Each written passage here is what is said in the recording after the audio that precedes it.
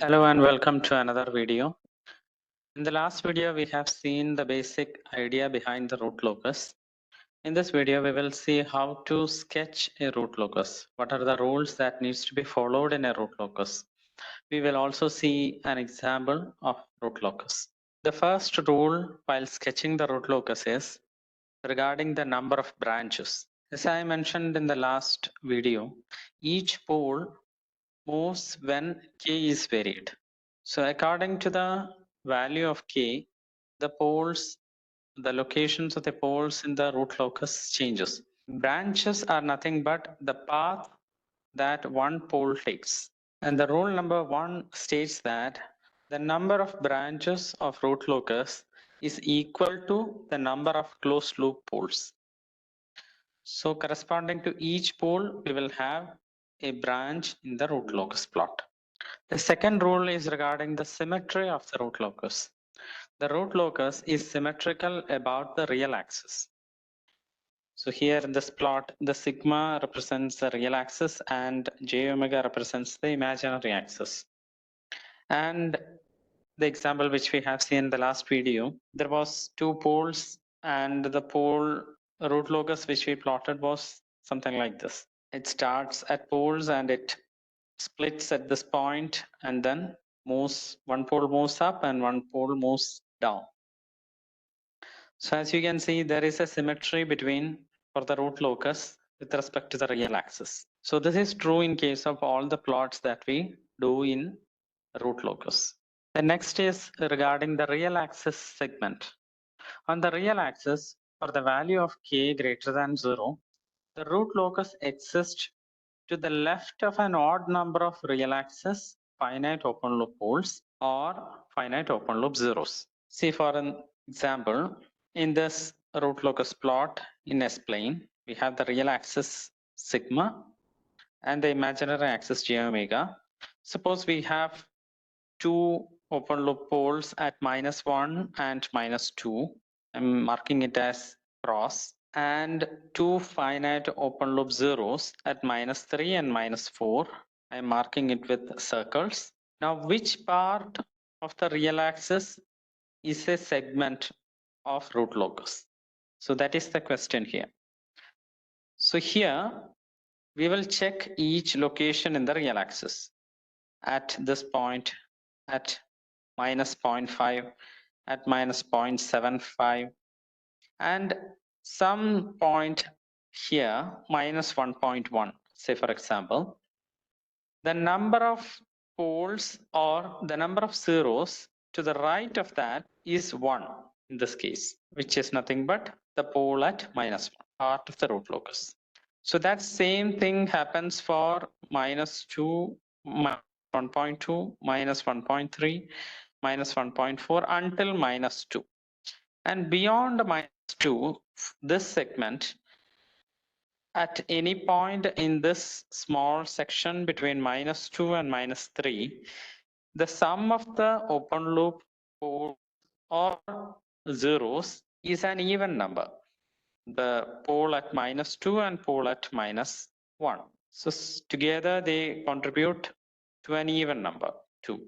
Hence, this part is not a part of root locus. And beyond -4, again the number of poles and zeros to the right of it is an even number. That is nothing but 1, 2, 3, 4. So 4 is an even number. So this again will not become a part of the root locus. So the rule is like this. On the real axis, for a value of k greater than 0, the root locus exists to the left of an odd number of real axis poles and zeros. So rule number 3 gave you an idea of which segment in the real axis is a part of root locus. Now we will move on to the rule number 4, which helps us to identify the starting and the end points of a root locus. Where does a root locus begin and end? The answer to this question helps us to draw locus beyond the real axis. The previous rule we had seen about the segments of real axis which becomes a part of root locus. Now we could draw it beyond the real axis with the help of this rule. The rule states that a root locus begins at the poles of g of s h of s and ends at zeros of g of s h of s. Suppose we have an example where we have poles at -1 and -2 and zeros at -3 and -4. Based on the previous rule, rule number 3, we can determine the segments which becomes a part of root locus. The segment between -1 and -2, the segment between -3 and -4. And by this rule, stating that the root locus begins at poles and ends at zeros. So every branch of a root locus begins at a pole and ends at a zero. So the root locus begins at -1. Also it begins at -2 and moves right. The pole at the root locus branch which starts at -1 moves towards the left, and then it splits at one point between -1 and -2, and one pole moves up, another pole moves down. Rule number 2 states that the root locus are symmetric with respect to the real axis.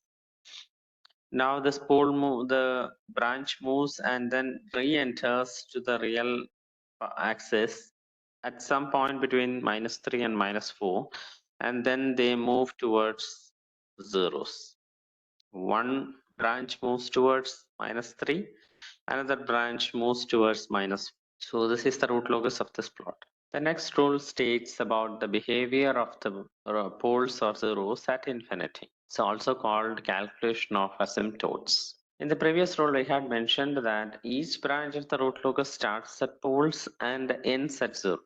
This means that we need to have equal number of poles and zeros. Consider the following transfer function: k divided by s into s plus 1 into s plus 2. We have three poles, one at 0, another at -1 and -2 from here, and we have no zeros. So every s function of s has an equal number of poles and zeros. Here in the above problem, we have three zeros at infinity. So rule number 5 helps us to locate the poles and zeros that are at infinity. For this, we need asymptotes. Asymptotes are lines that have the real axis intercepts for poles and zeros at infinity. We will see an example for that.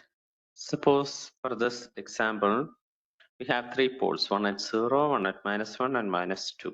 Now by rule number 3, we can determine which part of the segment is in real axis. So this part of the real axis is a part of root locus, the part between 0 and -1.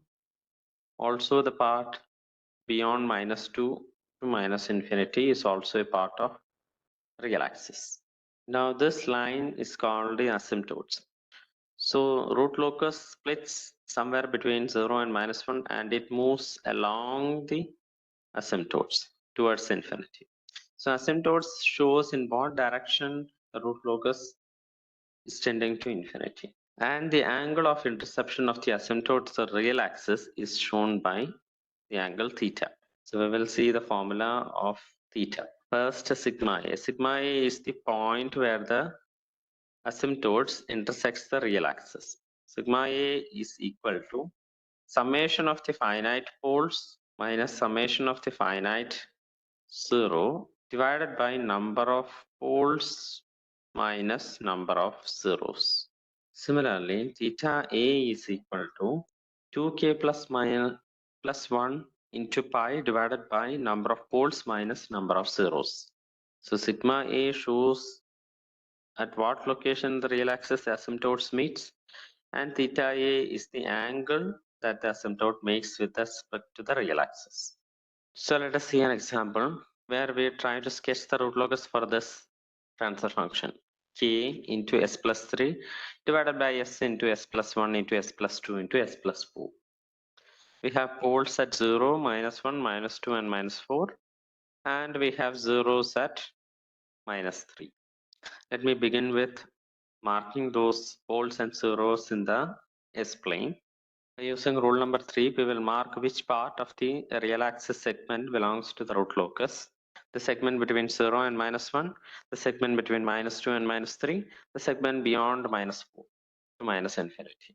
Now rule number 1 states the number of branches. The number of branches here, it is 4 because we have 4 number of poles, and one of the branch terminates at -3, but there are 3 poles, 3 zeros at infinity. Now the root locus will be symmetric with respect to the real axis, and by using rule number 3 we have the segments, the part of the real axis. Now the starting and ending point are poles and zeros respectively. So each branch starts at 1 pole and each branch terminates at 1 zero. Now the calculation of asymptotes, sigma A. Sigma A shows the intercept of the asymptotes with respect to the real axis.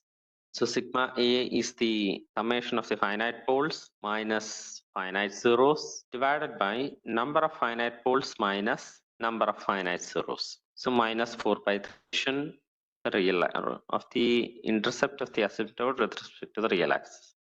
So minus 4/3 is somewhere here. Now we need the angle of intercept so that we can finally draw the asymptotes. Theta A is equal to 2k plus 1 into pi divided by number of poles minus number of zeros.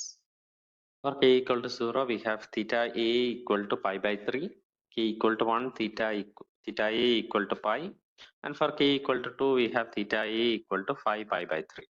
And beyond that, it will be repeating. So let me draw the asymptotes. So this angle is pi/3, this angle is pi, and the third one is 5 pi/3. Now this will help us to complete the root locus. So between some point at 0 and -1, the root locus splits and moves towards the asymptotes. Now more fine tuning is required for this to exactly calculate at what point the root locus breaks away from the real axis. What point between 0 and 1 the root locus breaks away from the real axis. Similarly, there may be cases where a root locus breaks into the real axis.